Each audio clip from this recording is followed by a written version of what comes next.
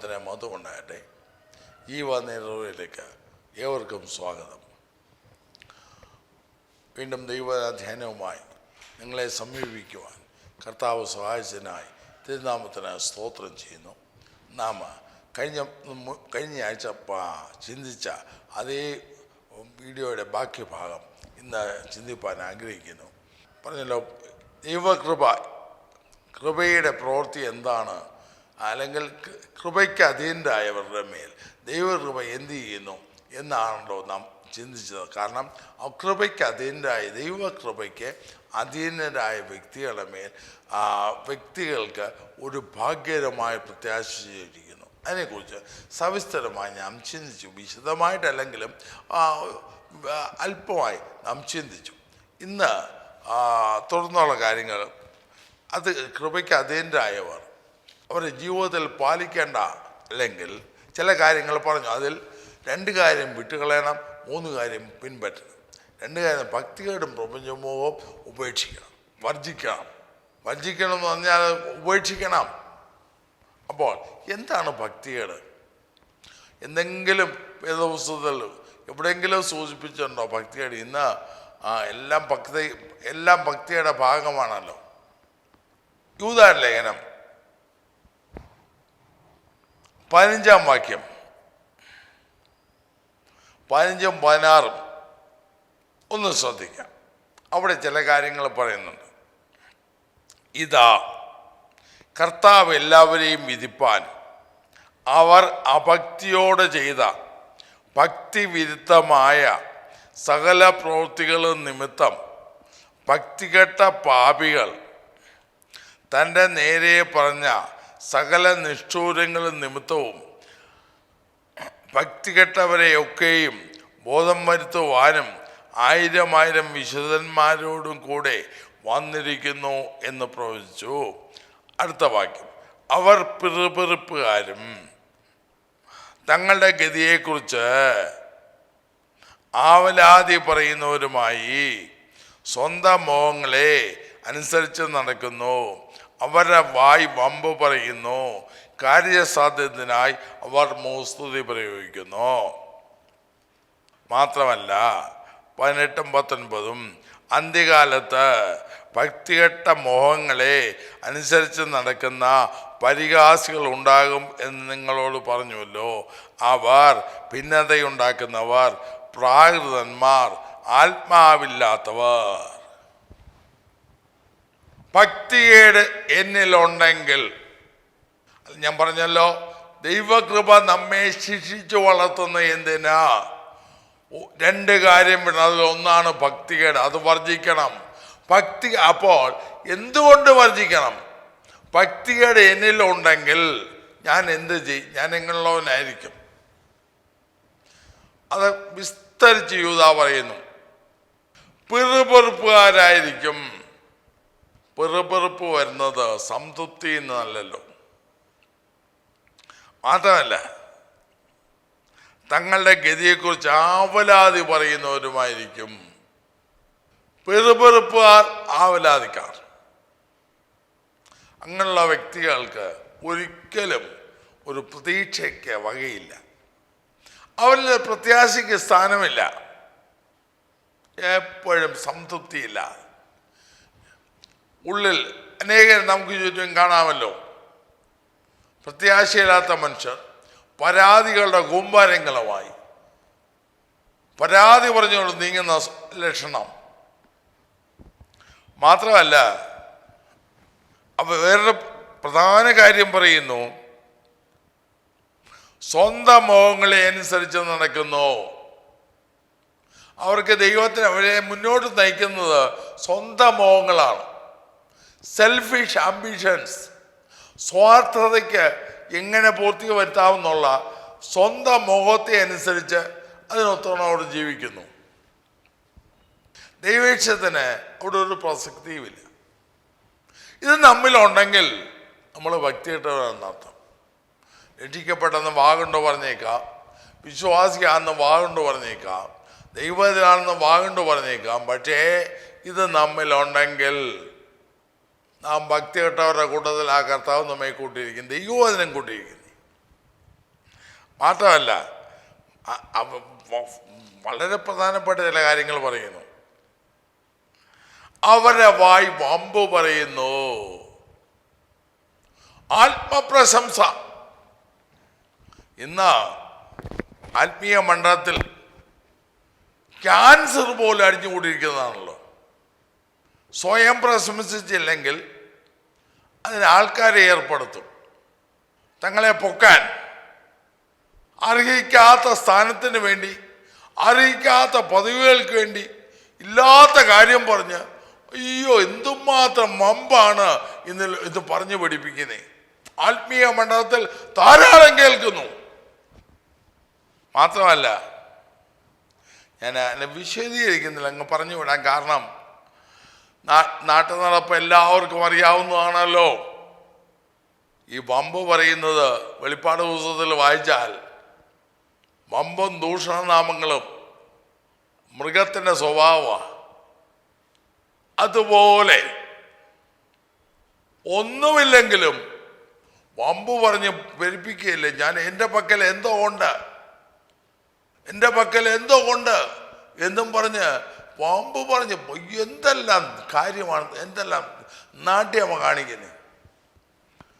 ഭക്തികേടിൻ്റെ ലക്ഷണമാണ്. തങ്ങളെ തന്നെ പൊക്കി കാണിക്കുക, തങ്ങളെന്തോ ആണെന്ന് കാണിക്കുക. നമ്മൾ ചുറ്റും കാണുന്നുണ്ട്. പല പല പരിപാടിയും കണ്ട്, പലതും കണ്ട് ദുഃഖം തോന്നിപ്പോകുന്നു. എന്ത് ചെയ്യുക?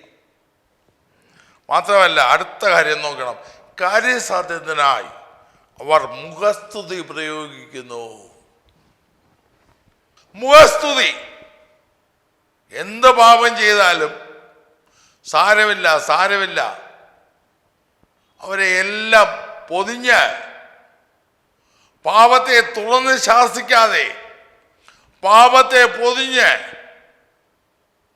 കാര്യസാധ്യം ഉണ്ടാക്കുവാൻ, നേട്ടമുണ്ടാക്കുവാൻ മോസ്തുതി പറയുന്നവരെ കൊണ്ട് ആത്മീയ മണ്ഡലം നിറഞ്ഞു.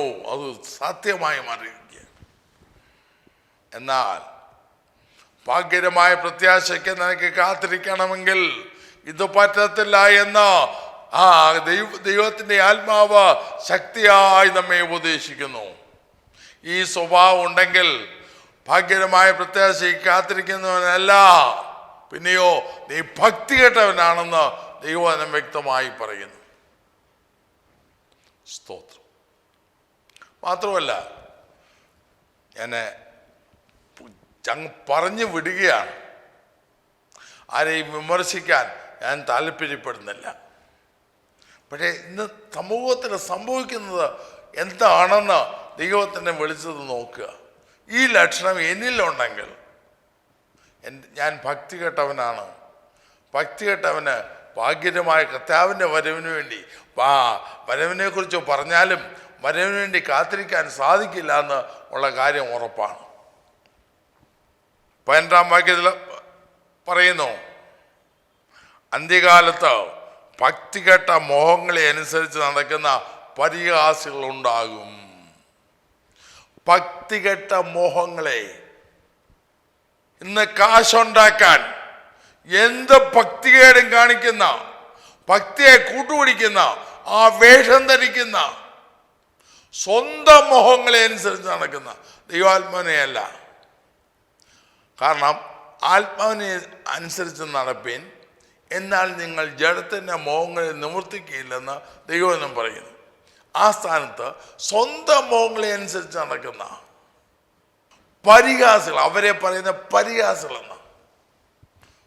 ആത്മീയമായതിനെ, ഘനമായതിനെ, ആഴമായതിനെ, പ്രധാനമായതിനെ, ധന്യമായതിനെ ഉപേക്ഷിച്ച് കാലത്തിൻ്റെ പോക്കിനനുസരിച്ച് എല്ലാത്തിനും വെള്ളപൂശി, എല്ലാത്തിനും എല്ലാം ശരിയാണെന്ന് പറഞ്ഞ് പോകുന്ന ഭക്തികെട്ട പരിഹാസികളെ കൊണ്ട് ആത്മീയ മണ്ഡലം നിറഞ്ഞു. മാത്രമല്ല, അടുത്ത അവരുടെ ലക്ഷണം എന്താണ് ഭക്തികെട്ട പരിഹാസികൾ എന്ന് പറഞ്ഞിട്ട് 19-ാം വാക്യത്തിൽ അവർ ചെയ്യുന്ന കാര്യങ്ങൾ എന്താണെന്ന് എണ്ണി പറഞ്ഞു. അവർ ഭിന്നതയുണ്ടാക്കുന്നവർ ഭിന്നതയുണ്ടാക്കുന്നവർ അമീബ പെരുകുന്നത് പോലെ പൊട്ടി പൊട്ടി പൊട്ടി പൊട്ടി പൊട്ടി കർത്താവായ യേശുവിൻ്റെ നാമത്തിൽ ലേബലുകൾ ഉണ്ടാക്കുന്ന അവരെല്ലാം പറയുന്ന ഭക്തിയാ പറച്ചിലിൽ. പക്ഷേ ഭിന്നതയുണ്ടാക്കുന്നെങ്കിൽ, ഭിന്നതയ്ക്ക് കാരണമാക്കുന്നെങ്കിൽ അവര് ഭക്തി കെട്ടവര് മാത്രമല്ല. അടുത്ത് കാണുന്നു പ്രാകൃതന്മാർ.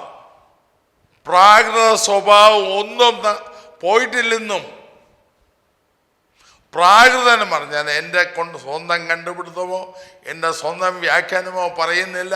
പച്ചയായ ദൈവവചനം പറയുന്നത് ഒരുപക്ഷെ ഈ കാലത്തിന് വിരുദ്ധമായിരിക്കാം, എങ്കിലും സത്യം സത്യമായി ശേഷിക്കും. അതേ പറയുന്നുള്ളൂ. പ്രാകൃതന്മാർ. പ്രാകൃതം എന്ന് പറഞ്ഞാൽ പ്രാകൃത സ്വഭാവം വെളിപ്പെടുത്തുന്നവർ. അവിടെ ദൈവസ്നേഹമില്ല, അവിടെ ദൈവീയ കൂട്ടായ്മയില്ല, അവിടെ വിനയമില്ല, അവിടെ താഴ്മയില്ല, അവിടെ നന്ദിയില്ല. വന്ന വഴി മറക്കുന്നവർ, തങ്ങളെ ഉയർത്തിയവരെ, തങ്ങൾക്ക് വേണ്ടി കഷ്ടപ്പെട്ടവരെ ചവിട്ടി താഴ്ത്തുന്നവർ പ്രാകൃതന്മാർ. ആത്മാവില്ലാത്തവർ. ആത്മാവില്ലാത്തവർ. ദൈവാത്മാവ് നടത്തുന്നവർ ഏവരും ദൈവത്തിൻ്റെ മക്കളാണ്. ദൈവാത്മാവ് നടത്തുന്നവർ അവർ ദൈവമക്കളാണ്. ദൈവമക്കളെങ്കിൽ ദൈവ സ്വഭാവം കാണും. എന്നാൽ ദൈവ സ്വഭാവമില്ലാത്ത, ദൈവ സ്വഭാവം നമ്മിലില്ലാതെ, അല്ലെങ്കിൽ പത്രോസ്ലേഖനത്തിൽ നാം വായിക്കുന്നുണ്ട്, ദിവ്യ സ്വഭാവത്തിന് കൂട്ടാളികളാകുവാൻ. ദിവ്യ സ്വഭാവത്തിന് ആത്മസ്വഭാവവും ജഡസ്വഭാവവും ഉണ്ടല്ലോ. അപ്പോൾ ആത്മാവുണ്ടെങ്കിൽ ആത്മസ്വഭാവം കാണും, അവിടെ ദൈവസ്നേഹം കാണും, അവിടെ സന്തോഷം കാണും, അവിടെ സമാധാനം ഉണ്ടായിരിക്കും, മറ്റനേക ആത്മീയ അനുഭവങ്ങൾ കാണും. എന്നാൽ നാം ഇന്ന് കാണുന്നു, ഇതെല്ലാം ഉണ്ടായിട്ടും കുറെ ചാടിയാൽ, കുറെ തുള്ളിയാൽ, കുറെ പ്രകടനം നടത്തിയാൽ, കുറെ ചെപ്പടി വിദ്യ കാണിച്ചാൽ അത് മതിയെന്ന് ധരിക്കുന്ന ആളുകളാണ് കുറെ കൂടുതൽ ഇപ്പോൾ. എന്നാൽ പറയട്ടെ, ഭക്തിയേട് വർജിക്കണമെന്ന് തീത്തോസിനോട് പറഞ്ഞിരിക്കുമ്പോൾ നമ്മെ എന്നാണ് അവർ പറഞ്ഞത്. ഭക്തിയേട് വർജിക്കാൻ, ഉപേക്ഷിക്കാൻ, അല്ലെങ്കിൽ വർജിക്കാൻ നമ്മളെ ശിക്ഷിച്ച് വളർത്തുന്നു, ഓർപ്പിക്കുന്നു, ശാസിക്കുന്നു. ദൈവകൃപയാണ്. അത് വചനത്തിൽ എഴുതിയിരിക്കെ ദൈവവചനം ഭക്തി കെട്ടവരുടെ ലക്ഷണമാണ് പറഞ്ഞത്, ആത്മാവില്ലാത്തവർ. അപ്പോ ഈ ലിസ്റ്റ് അനുസരിച്ച് നോക്കിയാൽ പലപ്പോഴും ദൈവസേന ഞാൻ വിറയ്ക്കാറുണ്ട്. ഒന്നും ആയിട്ടില്ല ഇപ്പോഴും. ഇത് പറയുമ്പോഴും മറ്റുള്ളവരോട് പറയുന്നതിനേക്കാൾ കൂടുതൽ ഈ വാക്യങ്ങൾ എന്നോട് സംസാരിക്കുന്നു. ഇതിന് ഞാനും ദൈവസേനയിൽ കണക്ക് കൊടുക്കേണ്ടവനാണ്. നമ്മുടെ ജീവിതത്തെ ആഴത്തിൽ പറ്റി എന്നിൽ ഭക്തികേടുണ്ടോ? എൻ്റെ സ്വഭാവം ദൈവത്തിന് പ്രസാദമോ? ഞാൻ പിറുപിറുപ്പുകാരനോ, ആവലാതി പറയുന്നവനോ, സ്വന്തം മുഖത്തെ അനുസരിച്ച് നടക്കുന്നവനോ, കാര്യസാധ്യനായി മോസ്തുതി പറയുന്നവനോ? പാശ്ചാത്യ നാടുകളിൽ ഒരു രീതിയുണ്ടല്ലോ, അത് എല്ലാവർക്കും അറിയാവുന്നതാണ്. എത്ര അർദ്ധരാത്രി ഉള്ള ആളിനെയും, എത്ര കാണാൻ കൊള്ളാത്ത വ്യക്തിയെയും എന്ത് കോമാളിത്തരം കാണിച്ചാലും ബ്യൂട്ടിഫുൾ എന്നും നന്നായിരിക്കുമെന്നും പറയുന്നതാണ് അവർക്കിഷ്ടം. അങ്ങനെ ആ സമൂഹം അത് കാണുന്നത്. അല്ലെങ്കിൽ ഇതിൽ ഇന്ന കുറവുണ്ട് എന്ന് പറഞ്ഞു പോയാൽ പ്രശ്നം മാറി. അതുപോലെ ഇന്നത്തെ സഭകളിൽ ആത്മീയ മണ്ഡലത്തിൽ നിനക്ക് ഇന്ന കുറവുണ്ടെന്ന് പറഞ്ഞു പോയാൽ സംഗതി തീർന്നു. മോസ്തുതി കൊണ്ടേ അനേക പലർക്കും പിടിച്ചിരിക്കാനൊക്കത്തുള്ളൂ. പാപത്തെ ശാസിക്കാൻ ഭയമാണ്. ഒരിക്കൽ ഇന്ന് അദ്ദേഹം ഭൂമുഖത്തില്ല, ഒരാൾ എന്നോട് പറഞ്ഞത്, അവനവൻ്റെ മക്കളെ നന്നാക്കാൻ പറ്റുന്നില്ല, പിന്നെ ആരാൻ്റെ മക്കളെ നന്നാക്കാൻ പറ്റുമോ? എന്നൊക്കെ കിട്ടുന്നത് വാങ്ങിച്ച് സ്തോത്രം ചെയ്ത് കഴിച്ചുകൊണ്ടിരുന്നാൽ പോരെ എന്നൊരിക്കൽ ഒരാൾ ഒരു സന്ദർഭത്തിൽ എന്നോട് ചോദിച്ചു. ഞങ്ങളുടെ സംസാരം മതി. അത് കഴിഞ്ഞ് ഒരു യാത്രയെപ്പറ്റി ഞാൻ പ്രസംഗിക്കേണ്ടി വന്നു. അന്ന് തന്നെ എനിക്കൊരു മടിയും ഉണ്ടായില്ല. കാരണം ഞാൻ യാത്രയെപ്പറ്റി അവസാനം ആ പാവം പിടിച്ച ദൈവാസം പറഞ്ഞു, ആ ദൈവാസം പറഞ്ഞതല്ല, ആ കർത്തദാസൻ പറഞ്ഞതെല്ലാം അദ്ദേഹത്തിൻ്റെ സ്വന്തം അഭിപ്രായമാണെന്ന് പറഞ്ഞ് രക്ഷപ്പെട്ടു.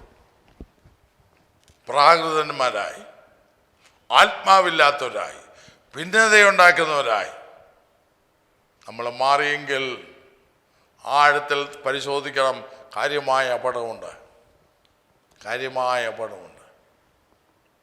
മാത്രമല്ല അവിടെ കൊണ്ടും അപ്പോസ്തലൻ നിർത്തിയില്ല, അല്ലെങ്കിൽ യൂദ നിർത്തിയില്ല. യൂദ അപ്പോസ്തലന്മാരുടെ ഗണത്തിൽ ഉൾപ്പെട്ട ആളല്ല, യേശുക്രിസ്തുവിൻ്റെ സഹോദരനാണ്. ഞാൻ പറഞ്ഞുപോയി. എങ്കിലും അവർ വളരെ മാനിച്ചിരുന്ന ആദിമസഭ വളരെ അംഗീകരിച്ചിരുന്ന ഒരു ദൈവദാസനാണല്ലോ. അപ്പോൾ ഇതെല്ലാം പറഞ്ഞിട്ട് താഴെ ഒരു കാര്യം പറഞ്ഞായിരുന്നു.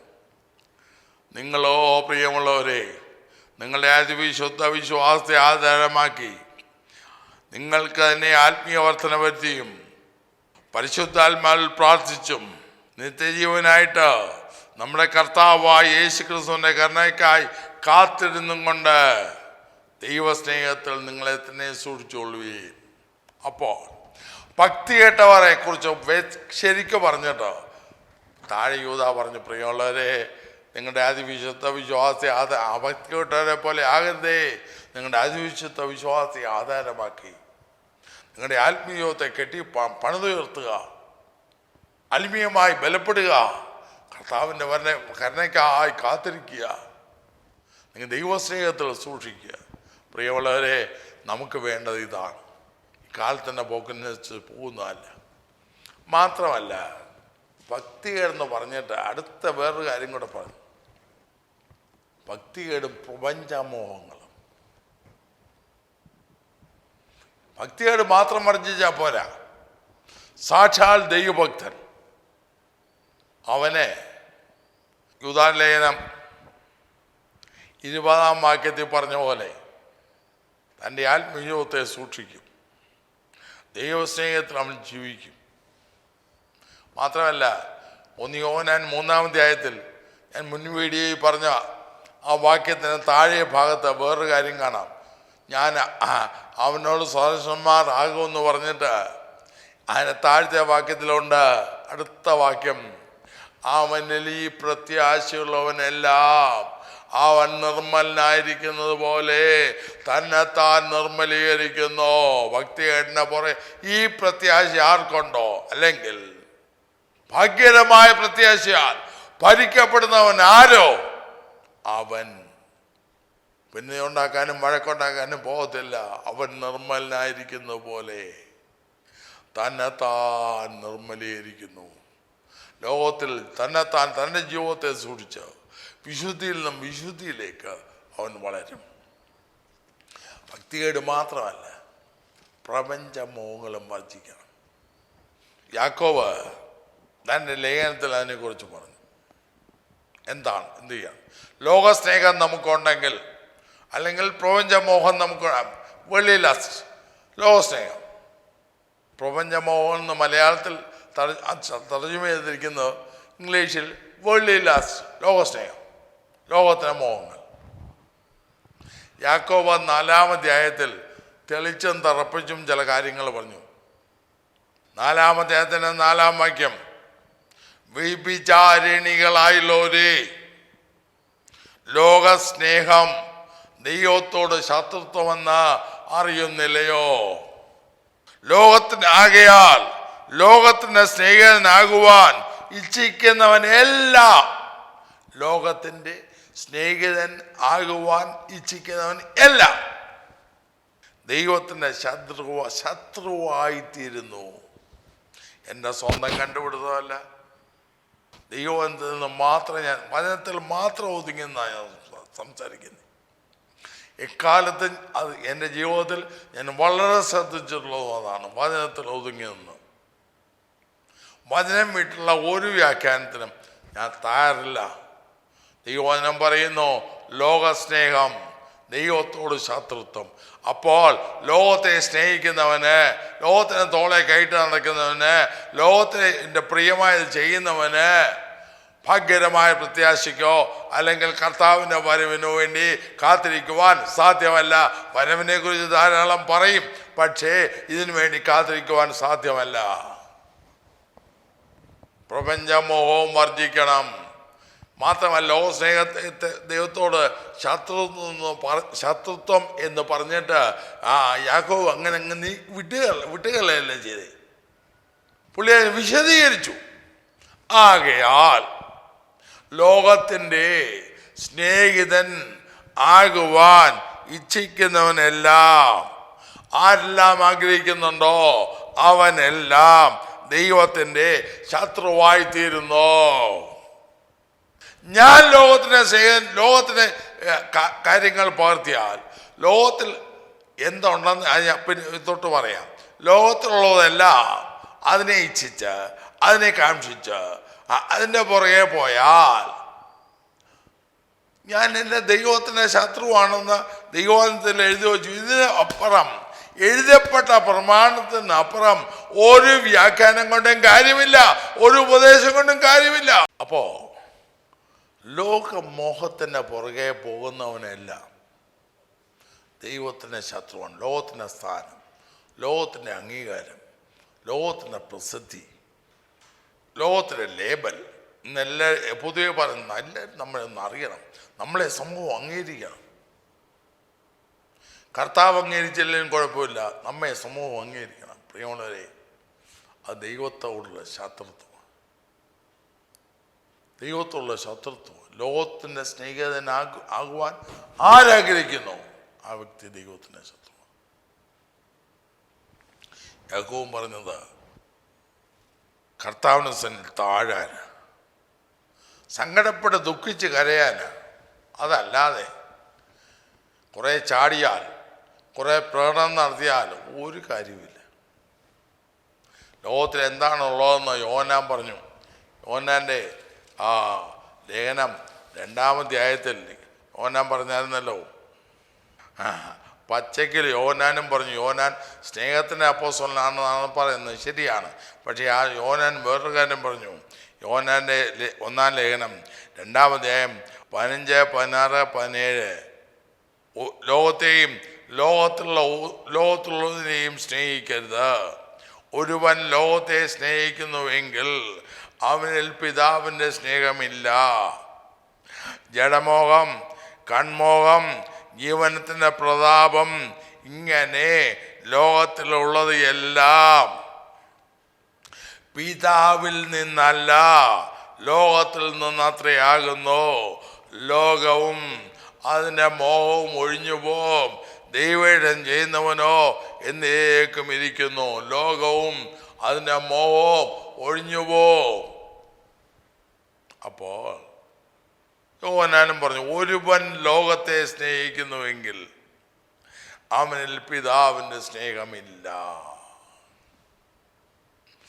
തറപ്പിച്ച് യാക്കോബ് വേറൊരു ഭാഷ പറഞ്ഞതേ ഉള്ളൂ. ലോകസ്നേഹം ദൈവത്തോട് ശത്രുത്വം. ഇവിടെ പറയുന്നു, ലോകത്തെ സ്നേഹിക്കുന്നെങ്കിൽ അവന് പിതാവിൻ്റെ സ്നേഹമില്ല.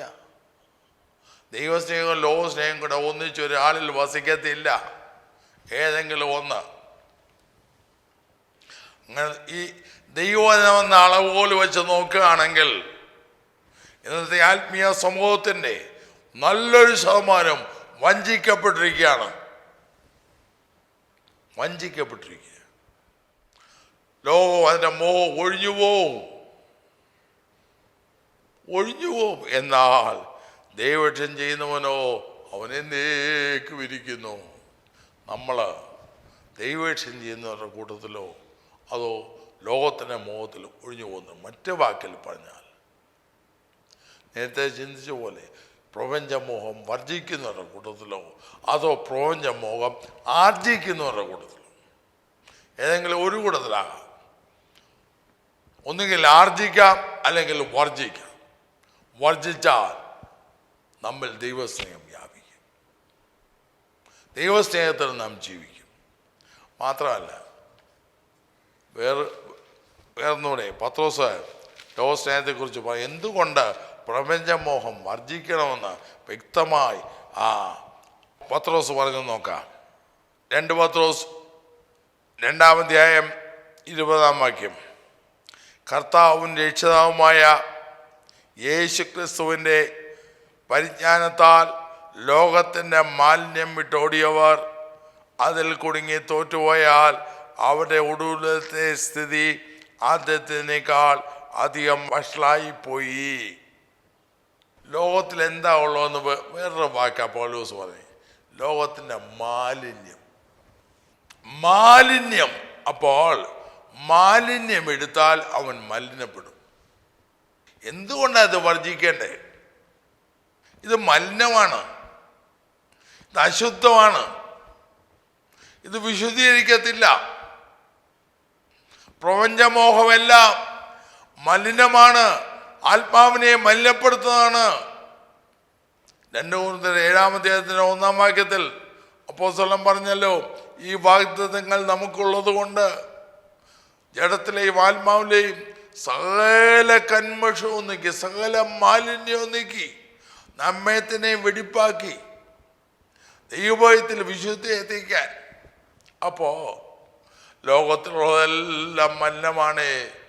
ലോകമോഹം നമ്മിലുണ്ടെങ്കിൽ, പ്രപഞ്ചമോഹം നമ്മിലുണ്ടെങ്കിൽ അത് നമ്മെ മലിനീകരിക്കും, നമ്മെ വിശുദ്ധരാക്കിയില്ല. മാത്രമല്ല 2 പത്രോസ് 1:4 വേറൊരു വാക്കാ പോലെ സൂചിച്ചിരിക്കുന്നു. 1:4 ഇവയാൽ നിങ്ങൾ ലോകത്തിൽ മോഹത്താലുള്ള നാശം വിട്ടൊഴിഞ്ഞ്, നാശം DK, തമിഴിൽ അതിന് അഴിവെന്ന, അല്ലെങ്കിൽ ജീർണത. 2-ാം അധ്യായത്തിൽ പത്രോസ് പറഞ്ഞു ലോകത്തിൻ്റെ മാലിന്യം. 1-ാം അധ്യായത്തിൽ പറയുന്നു ജീർണത. പ്രപഞ്ചമോഹം നമ്മിലുണ്ടെങ്കിൽ അത് ജീർണിക്കുന്നതെല്ലാം അതിനകത്തുനിന്ന് പിന്നെ പലതും ഉണ്ടാകും, ദുർഗന്ധം വമിക്കും. ഒരു കാലത്ത് ഞങ്ങളെ നോക്കുക എന്ന് ധൈര്യമായിട്ട് പറയാൻ വിശ്വാസികൾക്ക് കഴിഞ്ഞിരുന്നു. ഇന്ന് മാത്രമല്ല, വിശ്വാസത്താൽ ജീവിക്കുന്നവരെ കണ്ട് സമൂഹം ഭയപ്പെട്ടിരുന്നു, ബഹുമാനിച്ചിരുന്നു. എന്നാൽ ഇന്ന് പത്രങ്ങളിൽ, സോഷ്യൽ മീഡിയയിൽ കൂടെ വരുന്ന പലതും കേട്ടാൽ അയ്യോ, മൂക്കും ചെവിയും കണ്ണും ഒക്കെ പൊത്തണ്ട സാഹചര്യമായി മാറി. കാരണം എന്ത്? ലോകത്തെ പോലെയാകാൻ, അവരിലൊരുത്തേയും പോലെയാകാൻ.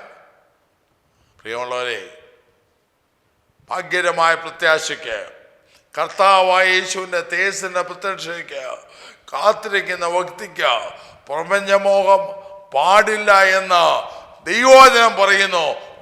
അതിന് നാം കൃപയ്ക്ക് വിധേയരായെങ്കിൽ, നമ്മെ വിധേയരാക്കിയ ദൈവം പറയുന്നു, നീ ലോകത്തിൽ പോകരുത്, അത് മലിനമാണ്. ലോകത്തെ മോഹിക്കരുത്, അത് മലിനമാണ്. മാത്രമല്ല, ആ മലിന വസ്തു കൂടിയാൽ അത് നാശത്തിലേക്ക്, അഴിവിലേക്ക് നയിക്കും, അത് ജീർണിക്കും, ദുർഗന്ധം വമിക്കും. ഇങ്ങനെയൊക്കെ ദൈവത്തിലുണ്ടേ. സ്തോത്രം. അപ്പോൾ പ്രപഞ്ചമോഹം എന്തുകൊണ്ട് വർജിക്കണം? ദൈവത്തോട് ശത്രുത്വമാണ്. അത് നമ്മെ മലിനപ്പെടുത്തുന്നതാണ്, അത് നാശത്തിലേക്ക് കൊണ്ടുപോകുന്നതാണ്. മാത്രമല്ല, അത് അഴിഞ്ഞു പോകുന്നു. ലോകം അതിൻ്റെ ഒഴിഞ്ഞു പോകും. ലോകത്തിൻ്റെ മോഹത്തിൻ്റെ പുറകെ ആരെല്ലാം പോകുന്നു?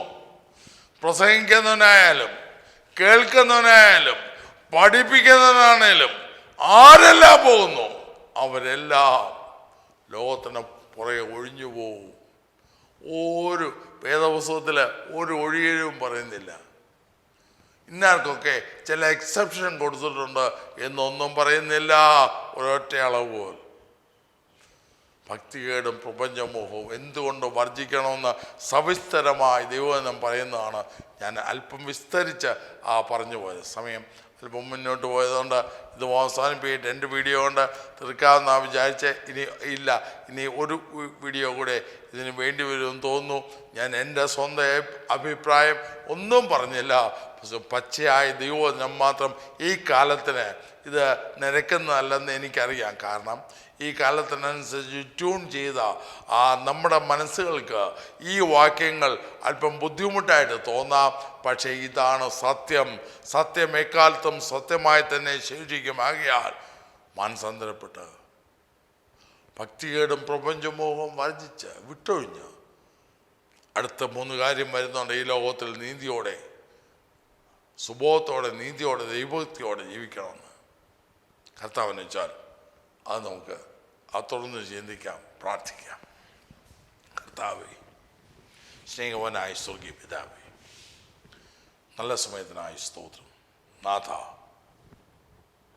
ഭാഗ്യകരമായൊരു പ്രത്യാശയ്ക്കായി ദൈവകൃപ ഞങ്ങളെ ഒരുക്കിയെങ്കിൽ അതിനായി കാത്തിരിക്കുന്നവർ ഭക്തികേടും പ്രപഞ്ചമോഹവും വർജിക്കണമെന്ന് ഇതേ കൃപ ഞങ്ങളോട് നിഷ്കർഷിക്കുന്നത് ചിന്തിപ്പാനിടയായി. നാഥ, ഞങ്ങളുടെ ജീവിതത്തെ ആഴത്തിൽ കണ്ടുപിടിപ്പാൻ, ശോനിയുവാൻ, ശുദ്ധീകരണം പ്രാപിപ്പാൻ അവിടുന്ന് സഹായിക്കണമേ. ഞങ്ങൾ ഭക്തിയേട്ടവരുടെ കൂട്ടത്തിലല്ല, ലോകസ്നേഹികളുടെ കൂട്ടത്തിലല്ല. കർത്താവ് അങ്ങേ സ്നേഹിക്കുന്ന, അത് അങ്ങ് വിശ്വാസത്തിൽ ആധാരമായി പണിതു നിർത്തുന്ന ക്രിസ്തീയ ജീവിതമുള്ളവരായി തീരുവാൻ അവിടുന്ന് സഹായിക്കണമേ. ഞങ്ങളുടെ ജനത്തോടങ്ങ് സംസാരിക്കണമേ. യേശു ക്രിസ്തുവിന്റെ നാമത്തിൽ പിതാവേ, ആമേൻ. ഈ വീഡിയോ നിങ്ങൾക്ക് അനുഗ്രഹമായെങ്കിൽ മറ്റുള്ളവർക്കും ഷെയർ ചെയ്യുക. നിങ്ങൾക്കായി പ്രാർത്ഥിക്കുക. ദൈവം നിങ്ങളെ അനുഗ്രഹിക്കട്ടെ.